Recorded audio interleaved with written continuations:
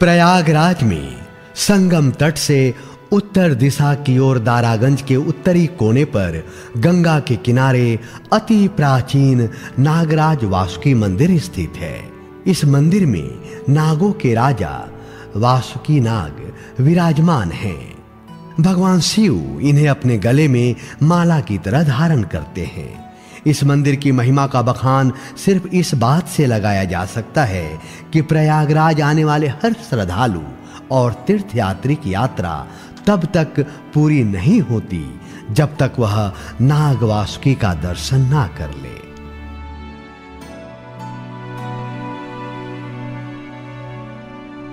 इस मंदिर में आकर बहुत अच्छा लगता है और मन को शांति मिलती है।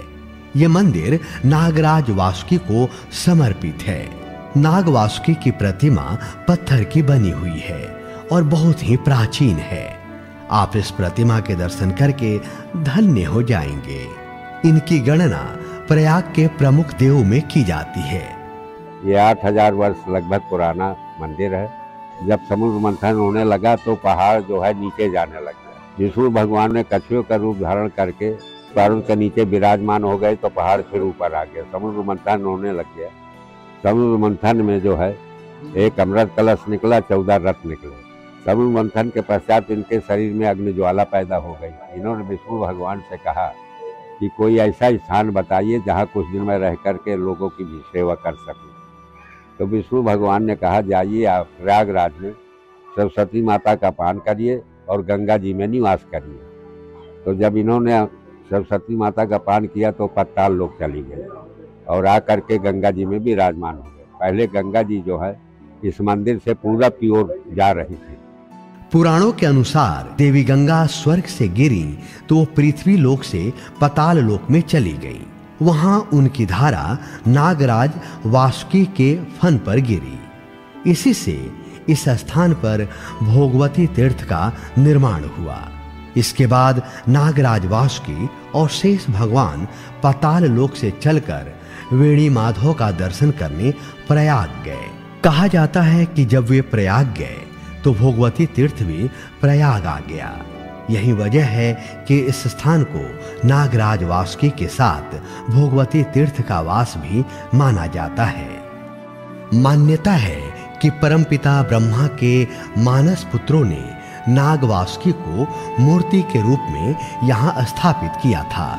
यहाँ मंदिर से पूर्व की ओर गंगा के पश्चिमी हिस्से में भोगवती तीर्थ है। बारिश के मौसम में जब गंगा में बाढ़ आती है तो इसका जल मंदिर की सीढ़ियों तक पहुंच जाता है। यह भी कहा जाता है कि उस समय जो भी श्रद्धालु वहां स्नान करते हैं उन्हें भोगवती तीर्थ का लाभ मिलता है। पुराण में इस स्थान को पृथ्वी पर नागहद तीर्थ कहा गया है। प्रतिवर्ष नाग पंचमी के दिन यहाँ पर विशाल मेले का आयोजन होता है। ऐसी मान्यता है कि गंगा स्नान के बाद नाग वासुकी जी के दर्शन करने से पापों का नाश होता है और काल सर्प दोष सदा सदा के लिए समाप्त हो जाते हैं। मुगल काल में जब हिंदू धर्म स्थलों को पूरी तरीके से तहस नहस किया जा रहा था उस समय नाग वासुकी मंदिर को भी तोड़ने का प्रयास किया गया था।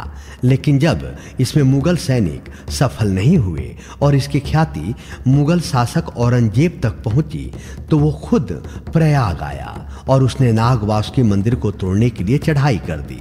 मंदिर के पुजारी बताते हैं कि औरंगजेब गंगा तट की ओर से मंदिर में पहुंचा। जैसे ही नाग वासुकी की मूर्ति पर वार किया अचानक नाग वासुकी का दिव्य स्वरूप प्रकट हो गया।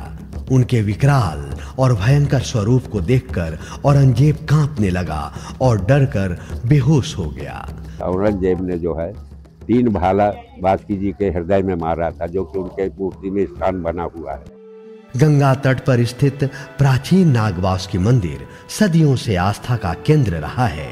श्रावण मास में तो शिवालयों की तरह नाग वासुकी मंदिर में रुद्राभिषेक, महाभिषेक व काल सर्प दोष की शांति का अनुष्ठान चलता रहता है।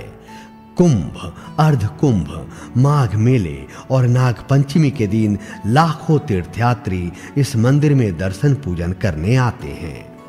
ब्रह्मा जी ने पहला यज्ञ भारत के अंदर प्रयागराज दशाश्वमेध घाट में किया था।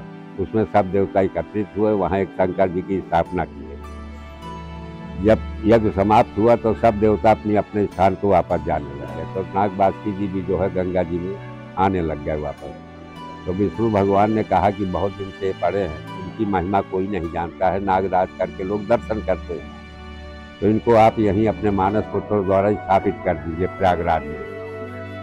तो इन्होंने कहा कि इतने दिन बाद मेरी याद आई है, अब मुझे गंगा जी में पड़ा रहे। बोले नाराज न होइए, अगर आपको कोई वचन मांगना है तो मांगिए। इन्होंने 3 वचन मांगे। पहला वचन कि जो यहाँ कुंभ में या कलशवास करने या अधिक मास में स्नान करने आएगा तो मेरे दर्शन करना अनिवार्य है। अगर किसी को नहीं मालूम है उसके लिए क्षमा है, पर जिसको ज्ञान है अगर दर्शन नहीं करेगा तो कोई फल की प्राप्ति नहीं होगी। दूसरा, मेरे दर्शन मास से ही 4 आने में कष्ट निवारण करूँगा। सावन की नाग पंचमी को जो भी मेरे दर्शन करेगा मैं काल सर्प की पूर्ण दया से शांति करूँगा। तीसरा वचन मांगा कि यहाँ 12 माधव विराजमान हैं जो इलाहाबाद की रक्षा करते हैं, उनके साथ जो परिक्रमा होती है मेरी भी परिक्रमा होनी चाहिए। और बेड़ी माधव अश्व माधव इसी मंदिर के ईशान कोण में विराजमान थे। गंगा जी में दोनों मंदिर ध्वस्त हो गए। अश्व माधव की एक मूर्ति हमें मिली जो कि हम मंदिर के अंदर स्थापित कर दिए थे। जब 18 का कुंभ आया तो सरकार ने वहाँ ईशान कोण में बोर्ड लगा दिया अश्व माधव का, तो हमने यथाशक्ति पीपल के नीचे एक मंदिर बनाया जो कि वहाँ अश्व माधव की मूर्ति स्थापित कर दी।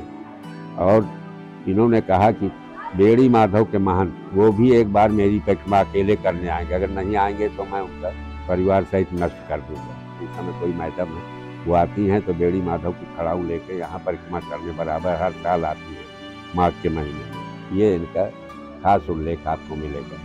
यहाँ पूजा तो 16-17 तरह की होती है, पर विशेष करके काल सर्प राहु की पूजा विशेषकर होती है।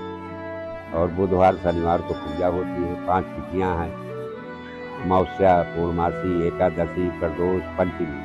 पंचमी इनका मुख्य दिन है। अपने अनूठे वास्तुकला के लिए प्रसिद्ध नागवासुकी मंदिर विश्व का इकलौता मंदिर है जिसमें नागवासुकी की आदमकद की प्रतिमा है।